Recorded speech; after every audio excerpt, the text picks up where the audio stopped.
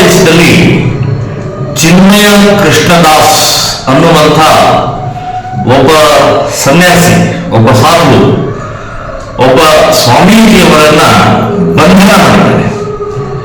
ಕಾರಣ ಏನು ಅಂತಂದ್ರೆ, ಇತ್ತೀಚೆಗೆ ಬಾಂಗ್ಲಾದೇಶದಲ್ಲಿ ನಡೆದಂತಹ ಹಿಂಸಾಚಾರ, ಕ್ರೌರ್ಯ, ಹಿಂದೂಗಳ ಮನೆಯನ್ನು ಸುಟ್ಟಾಕಿದರು, ಹಿಂದೂಗಳ ಅಂಗಡಿಯನ್ನು ಲೂಟಿ ಮಾಡಿದರು, ಹಿಂದೂ ಹೆಣ್ಣು ಮಕ್ಕಳ ಮೇಲೆ ಅತ್ಯಾಚಾರ ಮಾಡಿದರು, ಹಿಂದೂ ಕಾರ್ಯಕರ್ತರನ್ನ ಕೊಂದು ಹಾಕಿದರು.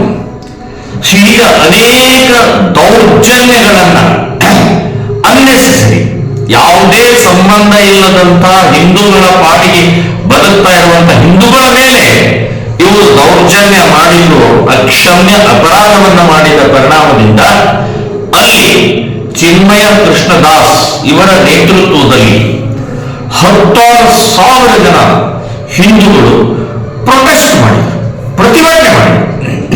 ತಪ್ಪೇನು? ಪ್ರಜಾಪ್ರಭುತ್ವ ಇದೆ, ಇನ್ನೂ ಇಸ್ಲಾಮಿಕ್ ರಾಷ್ಟ್ರ ಆಗಿಲ್ಲ. ಇಸ್ಲಾಮಿಕ್ ರಾಷ್ಟ್ರ ಆದರೂ ಕೂಡ ಅಲ್ಪಸಂಖ್ಯಾತ ಇರುವಂತಹ ಹಿಂದೂಗಳ ರಕ್ಷಣೆ ಮಾಡುವಂತಹದ್ದು ನಿಮ್ಮ ಹೊಣೆಗೆ, ಜವಾಬ್ದಾರಿಗೆ. ನೀವು ಹುಟ್ಟಿದ್ದೆ ಬಾಂಗ್ಲಾದೇಶ, ಹುಟ್ಟಿದ್ದೆ ಭಾರತದಿಂದ ಅಂತ ಅನ್ನೋದು ನೆನಪಿಟ್ಕೊಳ್ರಿ. ಸೊ ಇದನ್ನು ಮರೆಯಕ್ಕೆ ಸಾಧ್ಯ ಇಲ್ಲ. ನಿಮ್ಮನ್ನು ಹೇಗೆ ಹುಟ್ಟಾಕಿದೀವಿ ಹಾಗೆ ಸಾಯಿಸಲೂಬಹುದು ಅನ್ನುವಂಥದ್ದು ಭಾರತದ ಕೈಯಲ್ಲಿದೆ. ಸೊ ಆ ರೀತಿಯ ಉದ್ಧಟತನದಿಂದ ಹಿಂದೂ ಸಮಾಜದ ಮೇಲೆ ಇವತ್ತು ನಿಮ್ಮ ಆಕ್ರಮಣ ಇದು ಹದ್ದುಬಸ್ತಿನಲ್ಲಿರಬೇಕಾಗಿದೆ.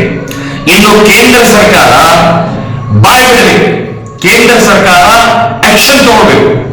ಬರೀ ನಿಮ್ಮ ಖಂಡನೆ ಮಂಡನೆ ಸಾಕು, ನಾವು ಕಠಿಣ ಕ್ರಮ ತಗೊಳ್ತೀವಿ ಸಾಕು, ಎಚ್ಚರಿಕೆ ಸಾಕು.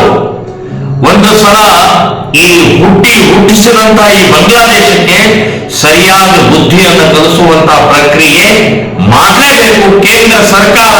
ಇದನ್ನು ಬಹಳ ಅವಶ್ಯಕವಾಗಿದೆ. ಇದರ ದುಷ್ಪರಿಣಾಮ ನಮ್ಮ ದೇಶದಲ್ಲೂ ಆಗ್ತಾ ಇದೆ.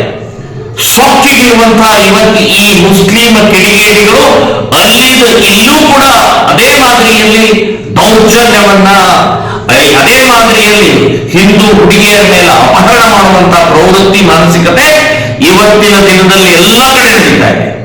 ಸೊ ನೀವು ಕೇಂದ್ರ ಸರ್ಕಾರದವರು, ಪ್ರಧಾನಮಂತ್ರಿ ಮೋದಿಯವರು, ಅಮಿತ್ ಶಾ ಅವರು, ಗೃಹ ಮಂತ್ರಿಯವರು, ನೀವು ಕ್ರಮ ತಗೊಳ್ಳಿಲ್ಲ ಅಂದ್ರೆ ಹಿಂದೂ ಸಮಾಜ, ಭಾರತದಲ್ಲಿರುವಂತಹ ಹಿಂದೂ ಸಮಾಜ ನಿಮ್ಮ ಮೇಲೆ ಸಿಟ್ಟಾಗುತ್ತೆ, ನಿಮ್ಮ ಮೇಲೆ ಇವತ್ತು ಆಕ್ರೋಶ ವ್ಯಕ್ತಪಡಿಸಬೇಕಾಗತ್ತೆ. ಸೊ ಇದನ್ನ ಬಹಳ ಗಂಭೀರವಾಗಿ ಹೇಳ್ತಾ ಇದ್ದೀವಿ.